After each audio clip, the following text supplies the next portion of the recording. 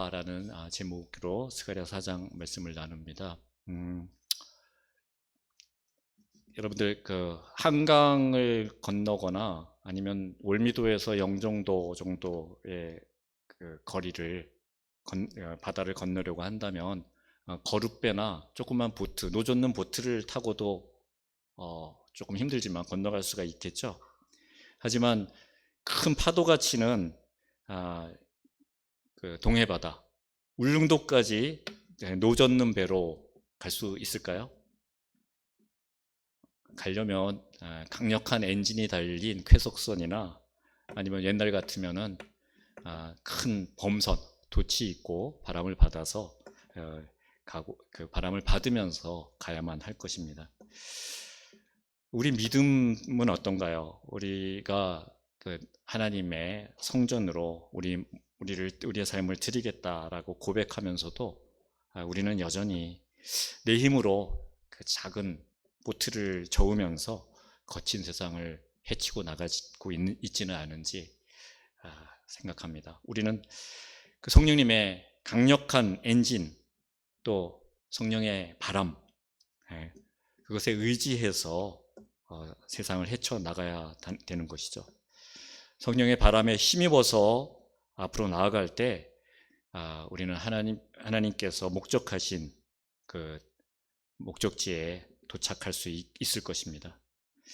우리는 언제나 말씀의 돛대를 높이 세우고 또 기도의 돛을 그 돛대에 쫙 펴서 성령의 바람을 맞아 들여야 하는 것입니다.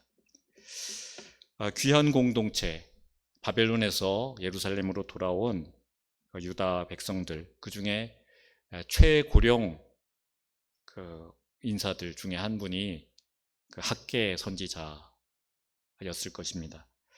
학개 선지자는 아주 짧고 분명하게 굵게 그 하나님의 그 메시지를 전하죠. 스스로 굳게 할지어다 두려워하지 말라. 하나님의 언약의 말씀과 하나님의 영이 너희와 함께 한다. 그렇게 성전 재건을 독려했습니다.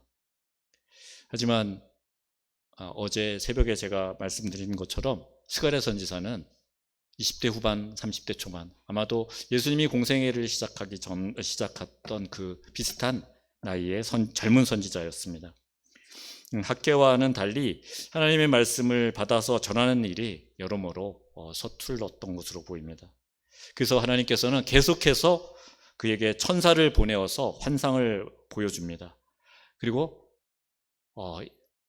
이것이 무슨 뜻입니까? 그러면 그 뜻을 알려주시고 또 그 말씀을 유다 백성들에게, 유다의 지도자들에게 전하게 하셨습니다. 첫째 환상은 무엇이었죠? 화석류 나무에 서 있는 그 사이에 선 천사였죠. 화석류 나무는 유다 회복되어 가는 유다 백성들을 의미하고, 그들 사이에 선 천사는 그 천사는 예수님을 의미한다, 뜻할 수 있다라고 얘기 드렸습니다. 그 천사가 너희가 돌아온 이 예루살렘에 목줄이 쳐지고 그 목줄이 쳐진 것에 돌들이 쌓아지면서 내 집이 세워질 것이다 라고 말하는 그 환상을 1장 후반부에서 전하고 있습니다. 그리고 1장에 또 하나의 환상이 있죠. 네 뿔과 그 뿔을 부러뜨리는 대장장이 4명의 환상을 주면서 그동안 이스라엘을 괴롭혀왔던 아수르와 바벨론, 그리고 아람과 이집트, 네 강대국을 하나님께서 무력화시킬 것이다 라고 하는 그런 메시지를 보여주셨습니다. 이렇게 1장에 2개의 환상을 보았고요. 2장에서는 측량줄을 잡고 예루살렘을 측량하는 사람이 나오죠. 이렇게 뭔가 측량을 하고 있으면 그 땅에 곧 큰 건물이 들어설 것이라는 것을 짐작할 수가 있죠. 하나님의 역사가 시작되고 있는 것을 보여줍니다. 그리고 3장에서는 더러운 옷을 입은 대제사장 여호수아가 나오는데, 그 더러운 옷이 무엇이라고 했습니까? 더러운 행실이라고 봐야 되겠죠. 이 부분은 이제 내일 새벽에 말씀을 드리도록 하겠습니다.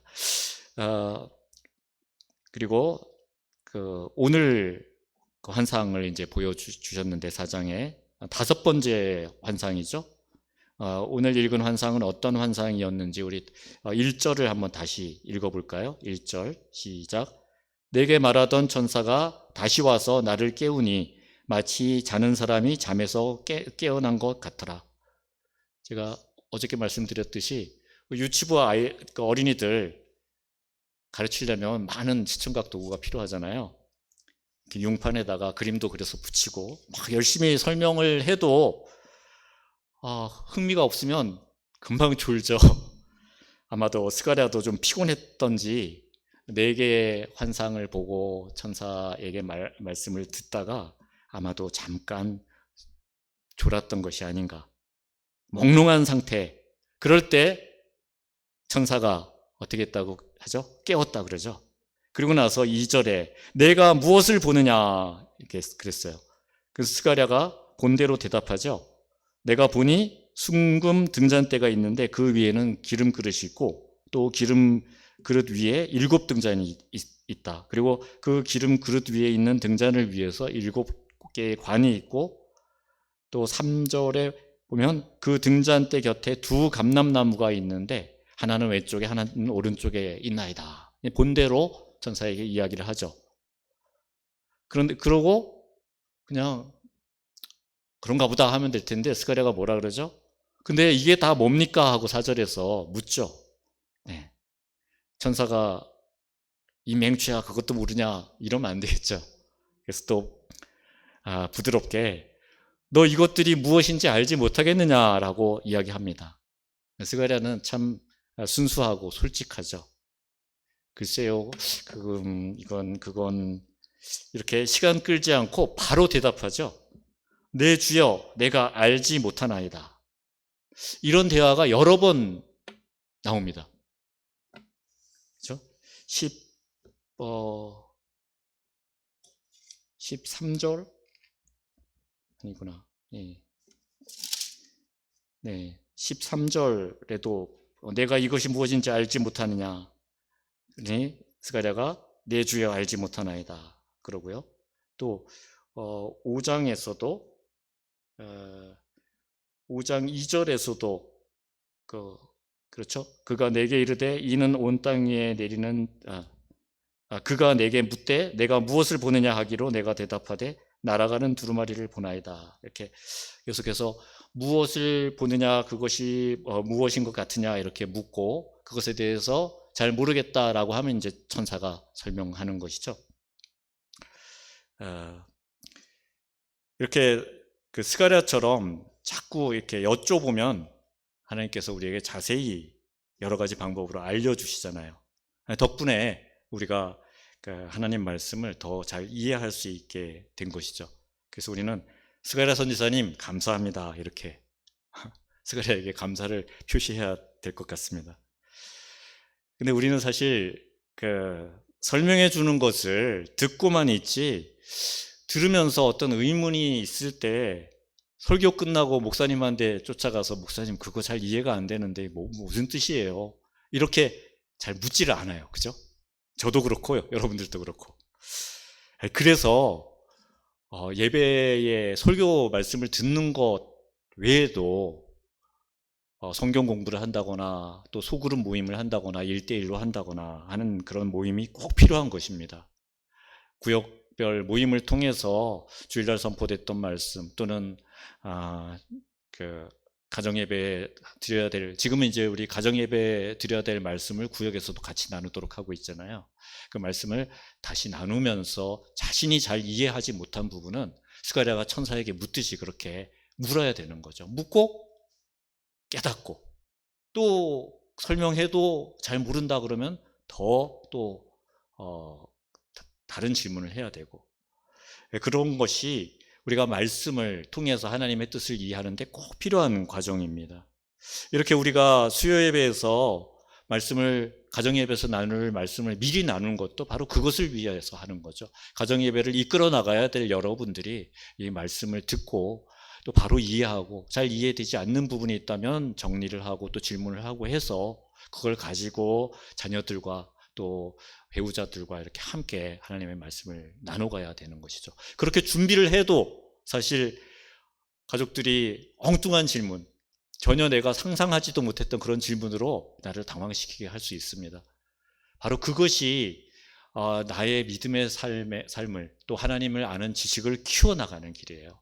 가르쳐보지 않으면 잘 성장이 되지 않습니다. 하나님의 말씀을 가장 잘 이해하는 방법은 내가 그 말씀을 가르쳐보는 거예요. 그런 의미에서 말씀을 가르치는 교사들은 참으로 큰 복을 받은 분들입니다. 학생들을 가르치기 위해서 내가 한 번이라도 더 말씀을 봐야 되고, 또 가르치면서 아이들의 정말 엉뚱한 그 질문 앞에 당황하지 말고 그 말씀을, 하나님의 뜻을 바로 설명하기 위해서 또 준비해야 되고, 그것은 특별한 은혜라고 생각합니다. 또 이렇게 잘 알아들을 때는 마음껏 칭찬하고, 또 잘 알아듣지 못할 때는 아이고 답답해 이러면 절대로 안 되겠죠. 차근차근 알아듣도록 말해줘야 합니다. 여러분들이 바로 스가랴에게 나타났던 천사와도 같은 분들이 되어야 됩니다. 자, 스가랴가 이게 뭔지 잘 모르겠습니다 라고 얘기했을 때 천사가 답해 주죠. 이제 제가 스가랴고요, 여러분들이 천사가 되어서 저한테 답을 해 주십시오. 제가 묻습니다. 내 주여, 내가 알지 못하나이다. 그럴 때 6절에서 천사가 대답하죠. 천사가 이르되 뭐라고 했어요? 여러분들이 읽어 주십시오. 예, 그거는 이제 빼고요. 그 다음에 천사가 한 얘기. 여호와께서 시작. 여호와께서 스룹바벨에게 하신 말씀이 이러하니라. 계속 해주세요. 제가 듣고 있을게요.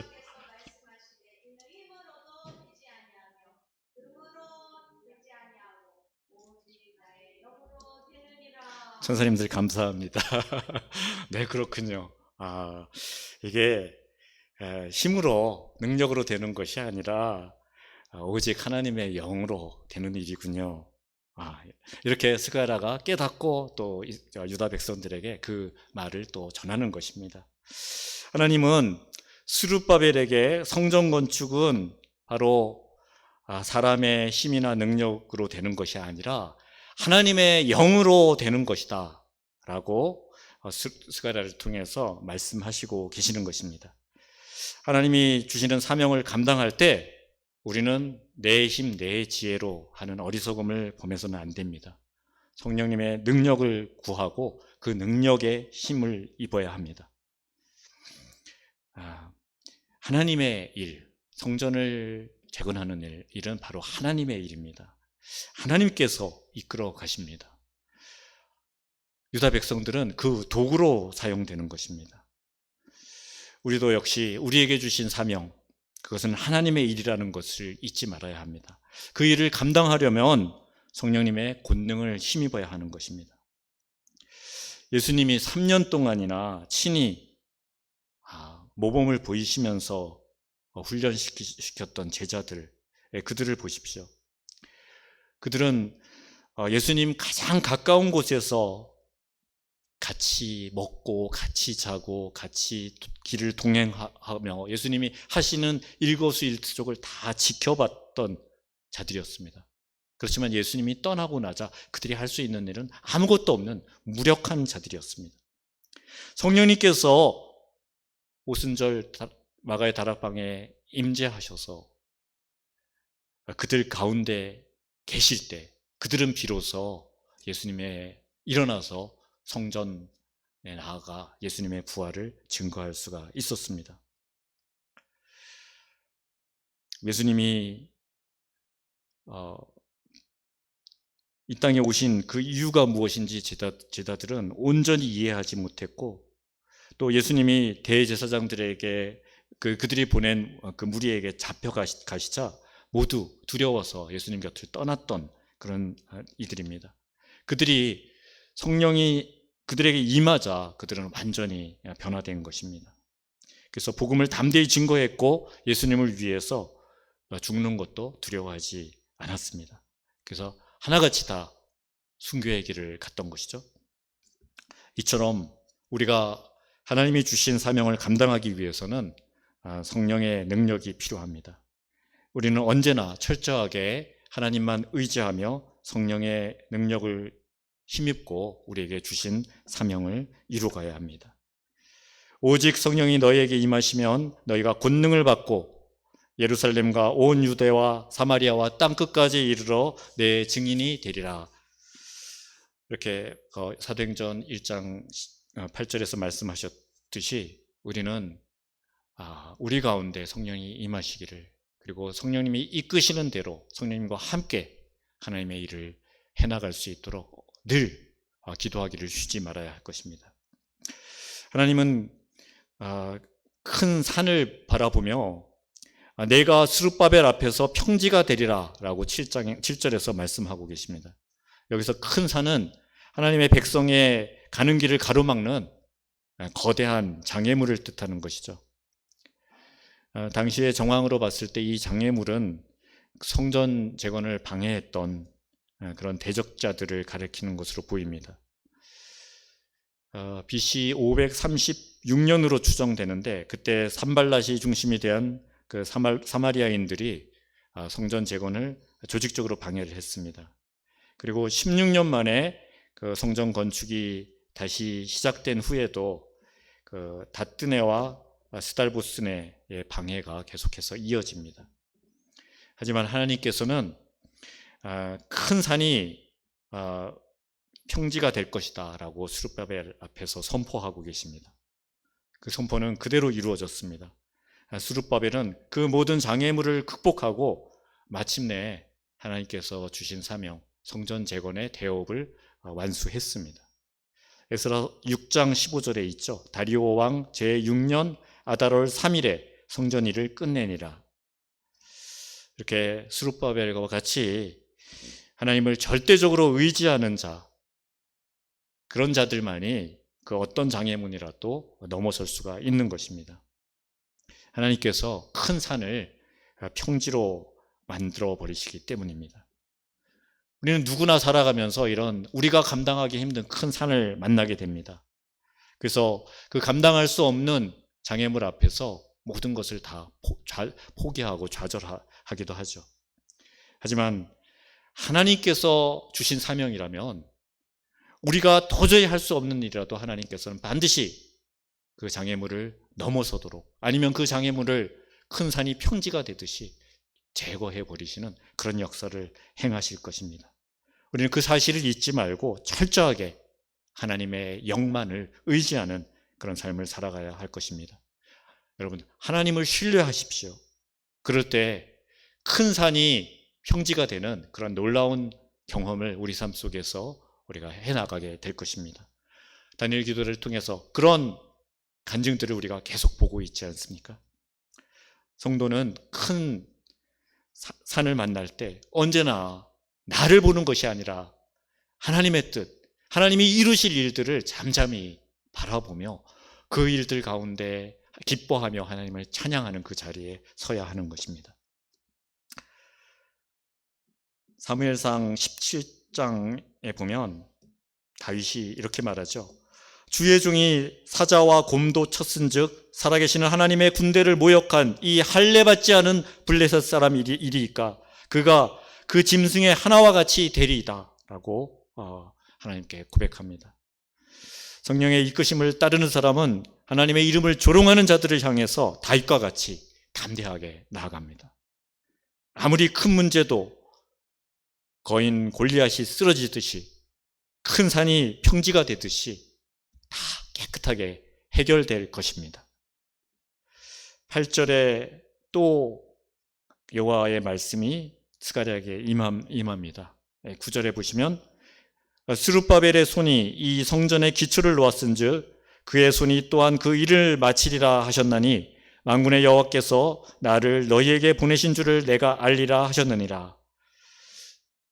하나님께서는 비록 추진력이 없는 스룹바벨, 총독으로 1차 귀환 공동체를 이끌고 예루살렘으로 돌아온 그래서 성전 재건을 시작을 했지만 어려움에 부딪히고 그 난관을 뚫지 못한 이 스룹바벨. 그로 인해서 스룹바벨 자신도 여러 가지로 낙심해 있었을 것이고, 또한 유다 백성들도 그의 리더십에 대한 회의를 가졌을 것입니다. 그래서 그의 지도에 온전히 순종하지 않았을 것입니다. 그러나 하나님께서는 그를 끝까지 붙드십니다. 그래서 그의 손을 통해서 성전의 기초를 놓으십니다. 그리고 그가 하는 대로, 그가 이끄는 대로 따라하라라고 스가랴를 통해서 유다 백성들에게 명령하고 계시는 것이죠. 여기서 우리는 어떤 상황 속에서도 약속을 반드시 성취하시는 하나님의 그 신실하심을 발견할 수가 있습니다. 하나님께서는 이미 약속하셨던 대로 BC 516년에 그 성전을 완공하도록 하셨습니다. 스룹바벨을 통해서 성전의 기초를 놓을 때가 BC 536년이었습니다. 그러니까 성전 재건이 완료될 때까지 20년이 걸린 것이죠.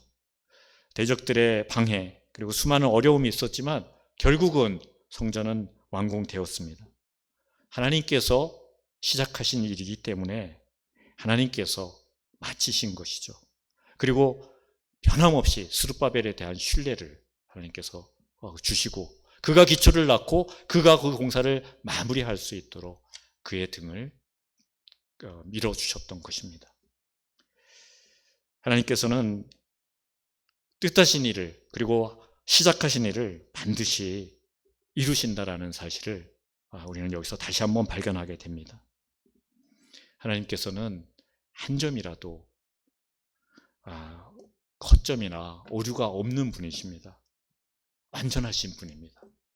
그의 계획은 언제나 분명하게 이루어지고 그분의 약속은 언제나 신실하게 이루어진다는 것을 우리는 모두가 잊지 말아야 할 것입니다. 따라서 우리는 그리스도 안에서 시작하신 우리를 향한, 또 우리의 가족과 우리의 이웃을 향한 그 구원의 사역을 반드시 완성하실 것이다. 그리고 그 기초를 우리를 통해서 놓고 계신다라는 것을 우리가 바라보며 그 가운데 기쁨으로 일해야 될 것입니다. 물론 그 과정에서 사탄 마귀의 엄청난 방해 공작이 펼쳐집니다. 하지만 내 힘으로 그것을 이길 수는 없지만 하나님께서 그 길에 나와 함께 하시고 나를 이끄시고 반드시 그 사탄의 계교를 물리치리라는 그런 믿음으로 나아갈 때 하나님께서는 우리 삶에 하나님께서 계획하신 그 일들을 아름답게 이루어 가실 것입니다. 사도 바울도 빌립보 교회를 향해서 보내는 편지에서 이렇게 고백합니다. 빌립보 1장 6절 말씀입니다. 너희 안에서 착한 일을 시작하신 이가 그리스도 예수의 날까지 이루실 줄을 우리는 확신하노라. 또 데살로니가의 그 교회에 보낸 편지에서 데살로니가 전서 5장 24절에서는 너희를 부르시는 이는 미쁘시니 그가 또한 이루시리라 라고 말씀하십니다. 우리 인생에 이루어진 그 구원은 우리가 시작한 것이 아니고 바로 하나님이 시작한 하나님의 일입니다. 그리고 그것은 나의 구원으로 끝나지 않고 나의 가족과 내 이웃들, 그리고 더 나아가서 이 지역사회, 경기도, 온 나라, 온 세계를 향해서 확장되어 갈 것입니다. 바로 여러분들을 그 일을 이루실 하나님의 도구로 하나님께서 택하셨다는 것, 감사함으로, 기뻐함으로 그 사명 앞에 여러분들이 서야 할 것입니다. 10절에 작은 일의 날이라고 멸시하는 자가 누구냐?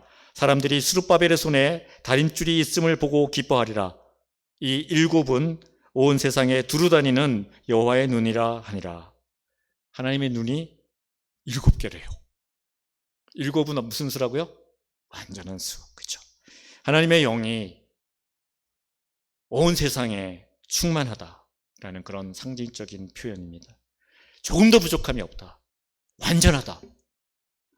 하나님은 그분의 영으로 온 세상을 두루 다니시며 모든 것을 살피십니다.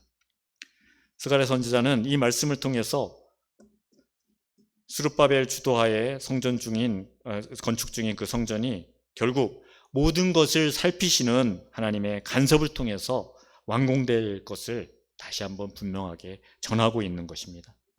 하나님의 살피심은 지금 여기 모여 있는 우리에게도 계속되고 있습니다. 불꽃 같은 눈동자로 우리의 눈동자, 우리의 귀, 우리의 호흡, 우리의 마음, 우리의 모든 생각 다 살피시고, 우리가 무엇인가 잘못된 길을 갈 때 안타까워하시며 돌아서라, 돌아서라, 나에게로 돌이키라, 나에게 의지하라, 나의 영이 모든 것을 할 수 있다라고 우리에게 말씀하십니다. 우리는 매 순간 하나님의 영이 우리에게 머물러 있음을 감사해야 할 것입니다. 그리고 언제나 하나님만을 의지하며 우리에게 주어진 그 길을 가야 할 것입니다. 역대하 16장 9절의 말씀을 보시면 여호와의 눈은 온 땅을 두루 감찰하사 전심으로 자기에게 향하는 자들을 위하여 능력을 베푸시나니 라고 말씀하고 있습니다. 하나님은 오늘 또 하나님 앞에 전심으로 나아가는 자들에게 하나님의 능력을 베풀어 주십니다. 우리 모두가 그런 하나님의 능력을 힘입는 자들이 되기를 간절히 바랍니다. 그래서 오늘 또 담대하게 하나님 앞으로 나아갈 수 있기를 바랍니다. 14절에 이르되 이는 기름 부은 받은 자 둘이니 온 세상의 주 앞에 서 있는 자니라 하더라 라고 이 사장의 환상이 마무리되고 있습니다. 이 등잔대 좌우에 있는 두 감람나무, 그것은 무엇이라고요? 온 세상의 주 앞에 서 있는 자라 그랬죠.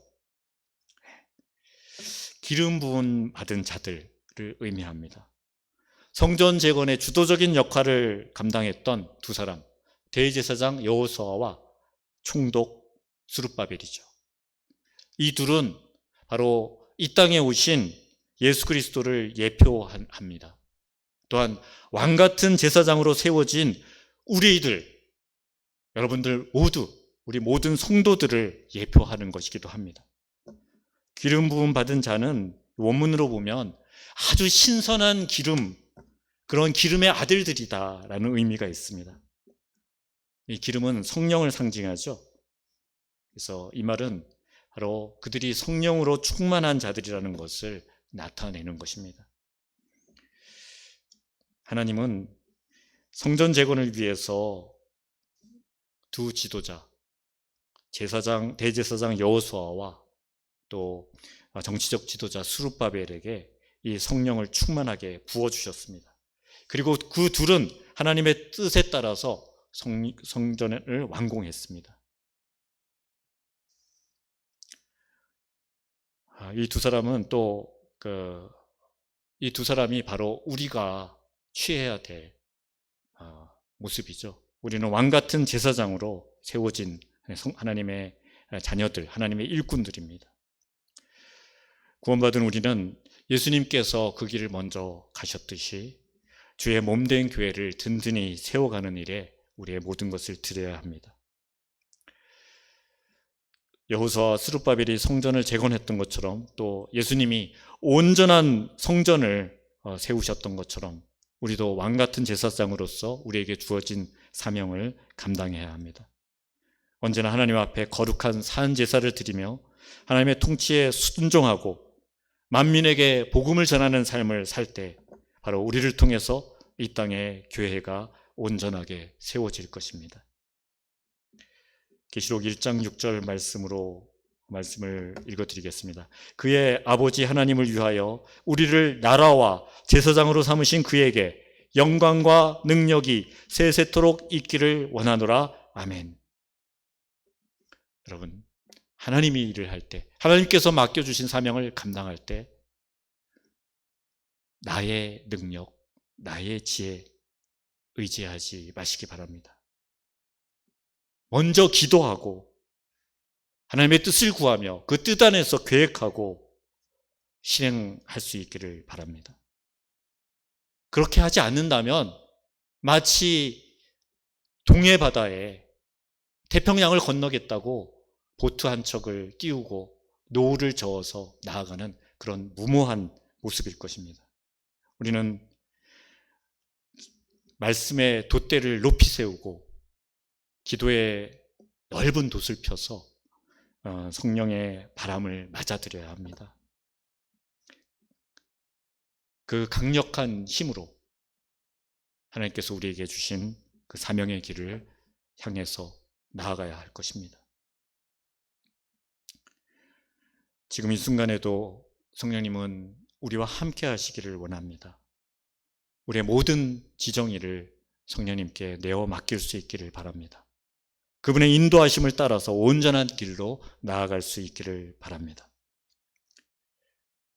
나를 버리고 참 왕이고 참 제사장이고 참 선지자이신 우리 주님이 가신 그 십자가의 길을 우리 모두가 걸어가기로 다시금 결단하시기를 바랍니다. 성령님, 우리 주님이 가신 자유의 길, 진리의 길을 뒤쫓아 갈 수 있게 하여 주시옵소서. 그러기 위해서 성령님이 우리 등 뒤에서 큰 바람이 되어 주셔서 우리를 밀어 주시옵소서. 이렇게 기도하며 하나님 앞에 나아가는 그런 여러분들이 되시기를 바랍니다. 달릴 기도회를 위해서 말씀을 그냥 마무리하도록 하겠습니다. 우리 이 시간 하나님 앞에 기도하겠습니다. 우리가 우리 주님이 가신 그 자유의 길, 진리의 길을 뒤쫓을 수 있도록 바람과 같이 우리 등을 밀어 주시옵소서. 또 다니엘 기도회 완주를 위해서 육신의 피곤함을 주님의 은혜로 씻어주시고 나날이 새로워지는 영으로 믿음의 성장을 이루어갈 수 있게 하여 주시옵소서. 우리 앞에 모인 우리의 믿음의 성장을 막는 그 모든 장애를 다 걷어내 주시옵소서. 그리고 또 한 가지, 오늘 기쁜 소식이 있었습니다. 주님의 종으로 헌신하기로 하나님 앞에 그 자신을 드린 주의 귀한 아들 우리 유재성 전도사 1차 지난 토요일 날 1차 필기고사 오늘 결과가 나왔습니다. 합격했습니다.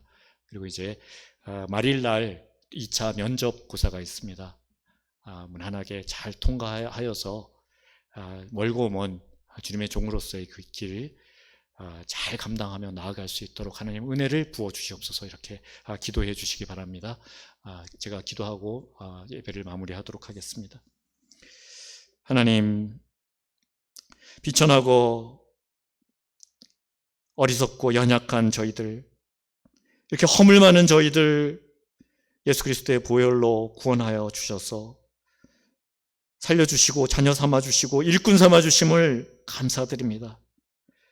저희를 하나님의 보배로운 소유로 삼아주심은 왕같은 제사장으로 온 세상에 복음을 선포하게 하려 하심인 줄 다시 한번 깨닫게 하심을 감사합니다.